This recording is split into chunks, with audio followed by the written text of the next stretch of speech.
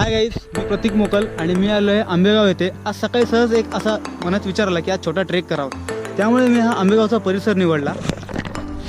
आणि ट्रेकिंगला येताना हा माझा ट्रेकिंगचा स्टार्टिंग पॉईंट आहे. इथून मी हळूहळू करत असा वरती आलो. हा वरचा परिसर आहे त्या डोंगरावरचा. आणि इथली आश्चर्यजनक गोष्ट म्हणजे जेव्हा मी ट्रेकिंगला सुरुवात केली तेव्हा त्या निसर्गाच्या सौंदर्याचा साक्षीदार हा चतुर हा मला खाली भेटला. आणि वरती येईपर्यंत अजूनही त्याने माझी साथ सोडली नाही आहे. आणि वरती आल्यानंतर इथली स्वच्छ हवा, इथले वातावरण पाहून मन एकदम प्रसन्न झालेलं आहे. आणि तुम्ही बघू शकता की हे निसर्गाच्या सानिध्यात बसलेलं पेण शहर. आणि फ्रेंड्स, मला एक विनंती आहे, निसर्गाने आपल्याला भरपूर काय दिलेलं आहे तर ते जपा.